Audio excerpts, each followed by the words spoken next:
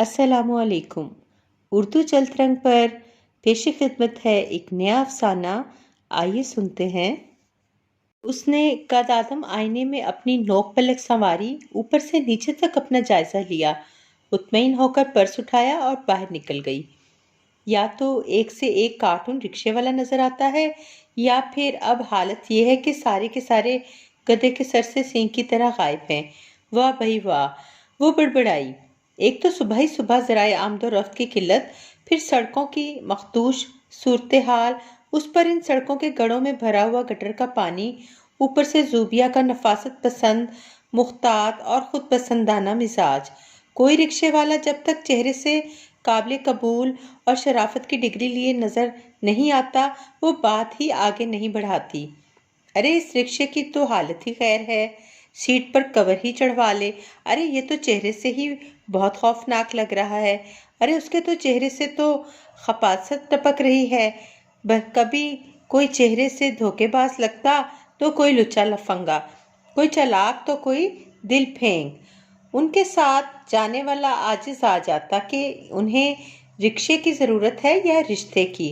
हमें अपने बताए हुए पते पर पहुंचना है या रिक्शे वाले के घर जाना है। रिक्शा वाला ना हुआ रिश्ता हो गया कि छान फटक ही खत्म नहीं हो रही है। अक्सर पीछे कतार में 5-6 रिक्शे वाले सवारी की आस में जो एक साथ रुक जाते तो ऐसे लगता जैसे शहजादी के लिए स्वयंवर रचाया जा रहा है। उसके साथ जाने वाला भी शर्मिंदा हो जाता था, मगर वो तो जैसे अपने अलावा सबको शर्मिंदा करने की कसम खाकर निकलती थी। रोटी रोजी की तलाश तो सबको ही होती है। कोई जूबिया बीबी की तरह वेला तो नहीं होता कि ऑफिस वक्त पर पहुंचे ना पहुंचे, रोजगार रहे ना रहे, लेकिन सवारी मनपसंद और ड्राइवर दिलपसंद जरूर मिल जाए। उनका हम सफर बनने के लिए कुव्वत बर्दाश्त को डिठाई की हद तक बढ़ा हुआ होना चाहिए था। तुमको तो पता है ना मेरी पसंद का, जिस तरह अपना ख्याल रखती हूँ ऐसा ही अपने इस्तेमाल में आने वाली चीज़ों का ख्याल रखती हूँ। म्यार पर कॉम्प्रोमाइज़ नहीं होता मुझसे। वो हर एक को यही जुमला कहकर अपने एहसास बर्तरी को तसल्ली देती। दोस्ती भी ढूंढ ढांड कर हसीन लोगों से ही करती, और उनकी मोहब्बत में इतना गिर जाती कि बाज लोगों की ठोकर को भी फख्र से बयान करती कि देखो ये किसी से बात नहीं करती, वेटर से भी पानी मंगवा सकती थी, लेकिन मुझसे इतनी मोहब्बत है, हर काम मुझसे कहती हैं। बस दौलतमंद होना शर्त है, चाहे वो दौलत हुस्न हो या दौलत ज़र।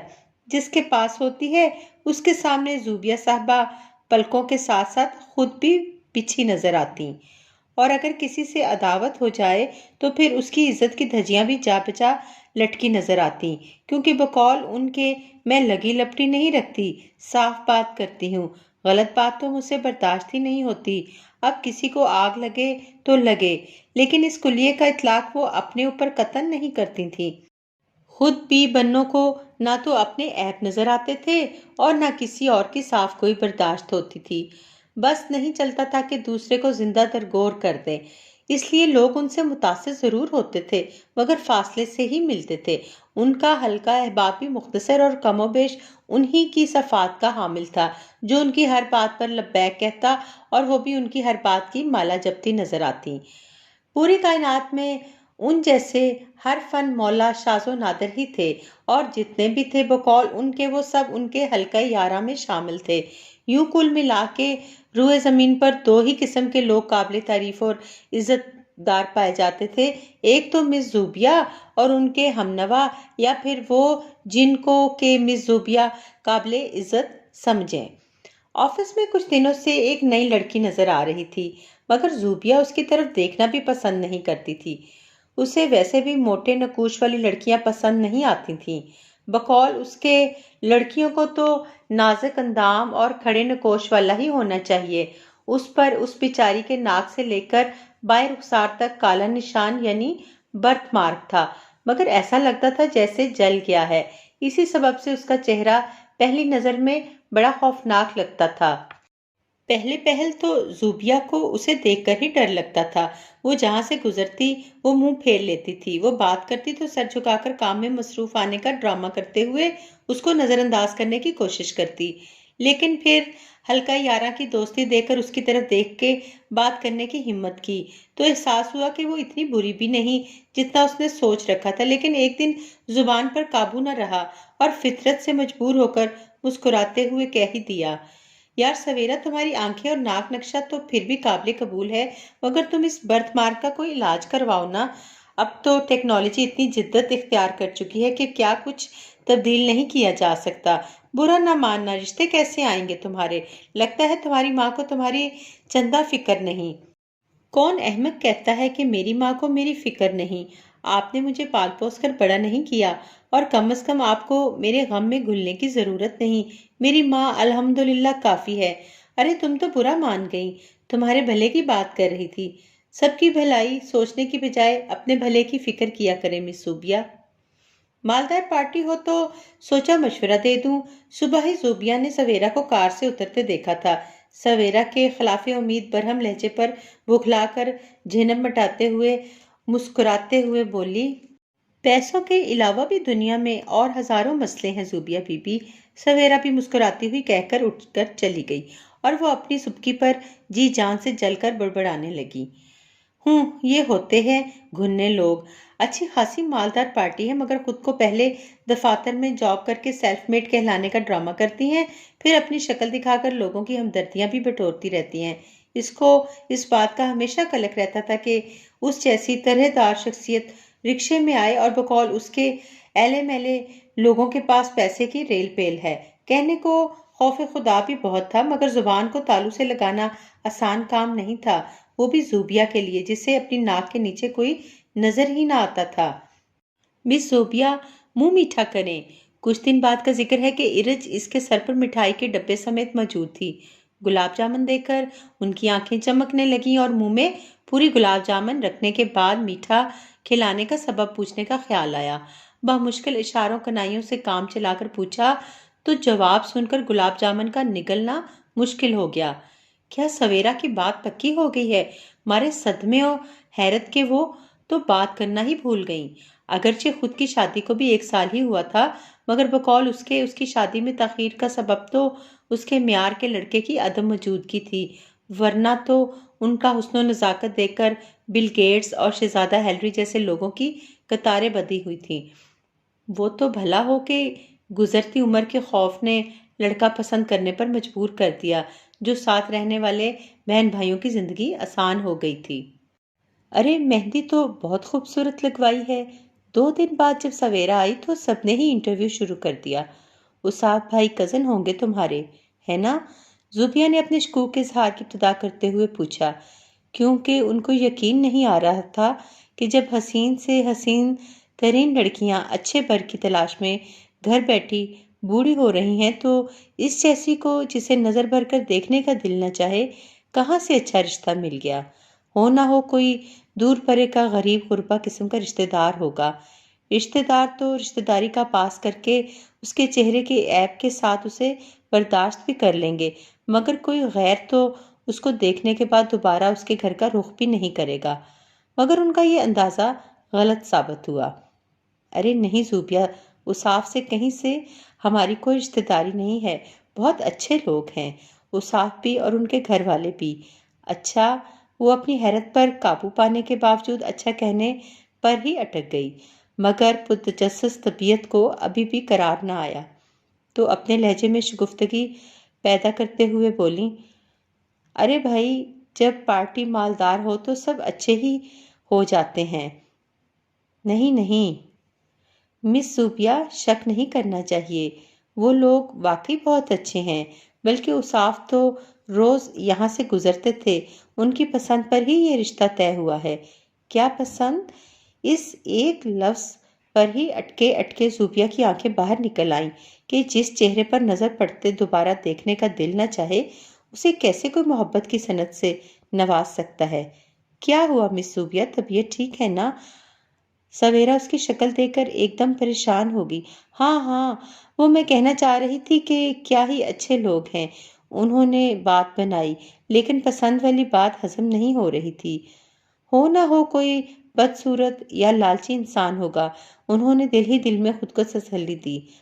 ایک لمحے کو ان کے دل میں کچھ خوف خدا بھی جاگا، لیکن پھر اس کی جگہ احساس تجسس و تفاخر نے لے لی۔ ان کے حلقہ احباب نے اسے دبے لفظوں میں ٹوکا بھی کہ اس طرح کھلم کھلا کسی کو اس کے عیب کا احساس دلا کر شرمندہ کرنا اچھی بات نہیں، مگر جب کوئی خود کو عقل کل مان لے تو ایسے پر نصیحت کا کچھ اثر نہیں ہوتا اور ایسے لوگوں کو کچھ بھی کہنا چھوڑ دیا جاتا ہے۔ مس زوبیا سویرا کا منگیتر ملنے آیا ہے، چلیں دیکھیں۔ 2 دن بعد آفس کے آف ٹائمنگ پر وہ نکلنے ہی والی تھی کہ زویا نے اطلاع دی۔ اس کا جذبہ تجسس پھر جاگ اٹھا اور آنکھیں چمک اٹھیں کہ اب سویرا صاحبہ کی ساری اطراحٹ نکل جائے گی۔ خود کو بہت حسین سمجھ رہی ہیں نا کہ ہر راہ گیر ان پر مر مٹتا ہے۔ جانے کیوں ایک اندیکھی سی عداوت ہو گئی تھی اس سے سویرا کے ساتھ۔ اسے خود سے کسی بھی معاملے میں کسی کا برتر ہونا برداشت ہی نہیں تھا، وہ بھی ایسے لوگوں کی برتری جسے وہ کسی طرح قابل عزت و توجہ نہ سمجھتی ہو۔ ارے زوبیا آئیں، میں آپ کو اصاف سے ملواؤں۔ پیچھے سے اسے سویرا کی آواز سنائی تھی تو اس نے مڑ کر دیکھا اور ایک لمحے کو آنکھیں کھلی کی کھلی رہ گئیں، حیرت سے نہیں بلکہ صدمے سے۔ اچھا یہ مس زوبیا ہیں، السلام علیکم، سویرا آپ کی بہت تعریف کرتی ہے۔ مخاطب نے تعارف کرانے سے پہلے ہی دوستانہ انداز میں اس کو سلام کر کے گفتگو کا آغاز کر دیا۔ زوبیا کے سارے ارمان خاک میں مل گئے۔ اصاف نہ صرف شکل و صورت کے اعتبار سے ان کے معیار پر پورا اتر رہا تھا بلکہ اس کے بات کرنے کا انداز بھی بہت شریفانہ تھا، اور جن والہانہ نظروں سے وہ سویرا کو دیکھ رہا تھا اس سے تو اس کے تن بدن میں اور آگ لگ رہی تھی۔ بھلا سویرا بھی کوئی اس طرح دیکھے جانے کے قابل ہے؟ وہ اصاف کی آواز پر جس خوشگواری کے ساتھ مڑی تھی، وعلیکم السلام، اتنی ہی بیزاری کے ساتھ ادا کیا، لگتا ہے آپ کو مل کر خوشی نہیں ہوئی؟ نہیں نہیں، ایسی بات نہیں، آپ ہماری اتنی پیاری کولیگ کے ہونے والے شوہر ہیں تو ایسا کیسے ہو سکتا ہے کہ ہم خوش نہ ہو؟ بس آفس کے آف ٹائمنگز تک تھکن کی وجہ سے موڈ بھی آف ہو چکا ہوتا ہے، اس لیے مزاج میں تھوڑی اکتاہٹ آ جاتی ہے۔ اس نے بظاہر خوشدلی کے ساتھ اپنے دلی جذبات کو دباتے ہوئے اصاف کے شکوے پر بات بنائی۔ کوئی بات نہیں، اب انشاءاللہ رخصتی پر آپ سب سے ملاقات ہوگی۔ کیوں سویرا، سب کو بلاؤ گی نا؟ اس نے سویرا کو چھیڑتے ہوئے دیکھا اور سویرا نے اس کی نظروں کے ارتکاز کو توڑتے ہوئے فوراً کہا، کیوں نہیں، بالکل سب کو بلائیں گے۔ اور پھر زوبیا نے خود دیکھا کہ کس دھوم دھام سے سویرا کی شادی ہوئی اور کیسے اس کے سسرال والوں نے اسے ہاتھوں ہاتھ لیا۔ وہ تو آخر تک اسے دکھاوے کی محبت اور پیسے کی چمک ہی گردانتی رہی، ورنہ اس کی نظر میں تو سویرا سے کہیں خوبصورت اس کی ماسی تھی۔ مہینہ بھر بعد جب سویرا آئی تو لگ ہی نہیں رہا تھا کہ یہ وہی سویرا ہے۔ محبتیں حقیقتاً انسان کو بدل دیتی ہیں، زویا نے اسے پیار سے دیکھتے ہوئے کہا۔ کہاں بہن، زوبیا نے تمسخرانہ انداز میں بغور دیکھا، مگر اسے ابھی بھی اس کے چہرے کا سیاہ دھبا ہی نظر آیا۔ بعض اوقات انسان دوسروں کے دھبوں کو دیکھنے میں اتنا گم ہو جاتا ہے کہ اپنی زندگی پر لگنے والے دھبوں کو خاطر میں نہیں لاتا جب تک کہ اسے جھنجھوڑ کر اس کے دھبے نہ بتائے جائیں۔ 2 سال ہو چکے تھے۔ زوبیا کی گود سونی تھی، اسے اور بلال کو بچوں کا جنون تھا۔ اس کی ساس بھی دبے لفظوں میں جتانے لگی تھی۔ پوتا پوتی کھلانے کی خواہش ناجائز ان کی بھی نہ تھی۔ اکلوتا بیٹا جو تھا وہ تو دوسری شادی کا بھی وقتاً فوقتاً شاخسانہ چھوڑتی رہتی تھیں۔ وہ اپنی خواہش سے زیادہ ساسو ماں کے دوسری شادی کے ارمان سے ڈر کر اپنے علاج کے لیے سرگرداں رہتی تھی۔ شہر کے مشہور ڈاکٹر تو ڈاکٹر بڑے سے بڑے جانے مانے پیر و فقیر تک کو دکھا لیا تھا، ہر قسم کا ٹونا ٹوٹکا کر کے دیکھا تھا، لیکن اس کی ماں بننے کی فطری اور بلال کی جائز خواہش تشنا ہی تھی۔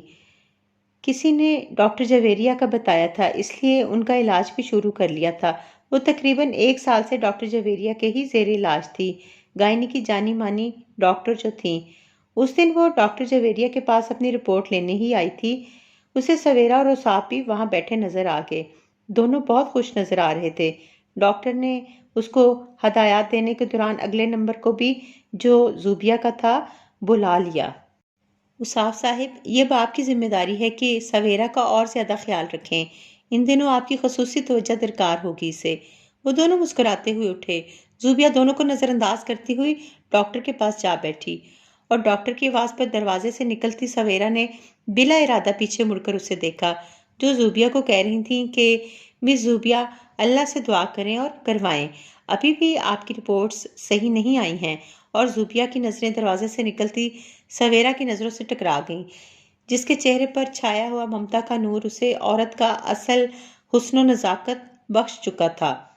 اسے لگا جیسے اس کے چہرے کا سیاہ دھبا اس کی زندگی کی ساری خوبصورتی و خوشی بانجھ کی صورت نگل گیا ہے، اور اسے لگا جیسے سویرا کے چہرے کا سیاہ دھبا اس کے چہرے سے پھسل کر زوبیا کی زندگی پر چھا گیا ہو۔